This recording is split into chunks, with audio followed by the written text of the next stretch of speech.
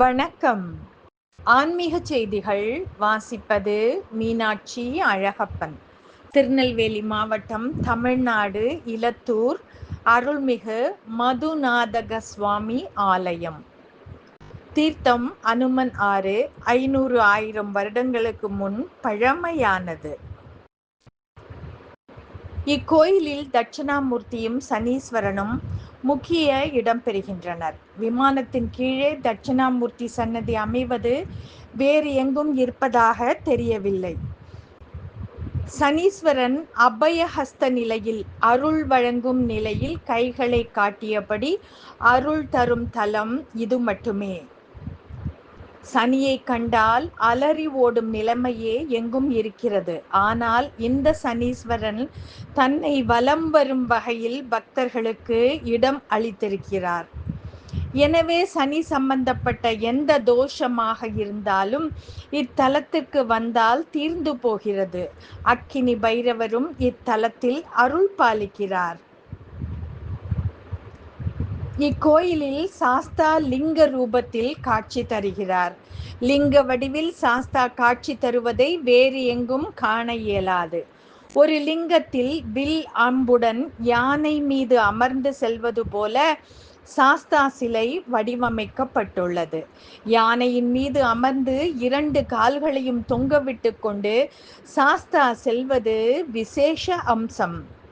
உலக முதல்வனான சிவபெருமானுக்கும் உலக நாயகியான பார்வதிக்கும் திருக்கைலாயத்தில் திருமணம் நடந்தது. அந்த சமயத்தில் வட திசை தாழ்ந்து தென் திசை உயர்ந்ததால் பூமி நிலை குலைந்தது.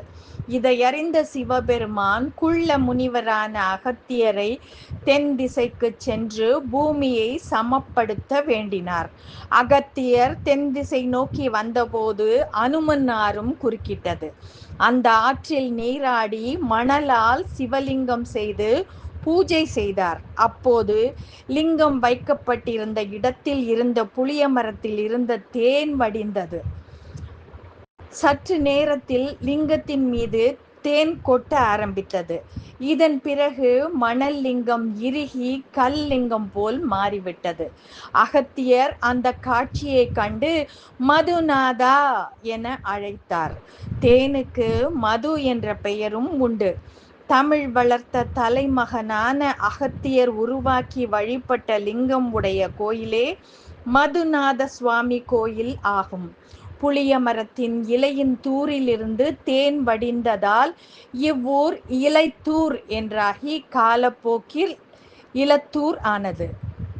இவ்வூர் வழியே ஆதியில் ஓடிய நதி அனுமன் நதியாகும். ராமன், லட்சுமணன் ஆகியோர் வானர சேனைகளோடு இலங்கை செல்லும் வழியில் தாகம் ஏற்படவே அனுமன் தனது கதையினால் ராமநாமம் சொல்லி ஒரு பாறையில் அடித்தார். அந்த பாறை வழியாக ஆகாய கங்கை பெருகி வந்தது. அதுவே அனுமன் நதியானது. தற்போது இந்த கோயிலின் எதிரே கோடையிலும் வற்றாத திருக்குளம் இருக்கிறது. கோயிலும் குளமும் ஒருங்கே அமைந்த கோயில்கள் வரிசையில் இலத்தூரும் இருப்பது குறிப்பிடத்தக்கது.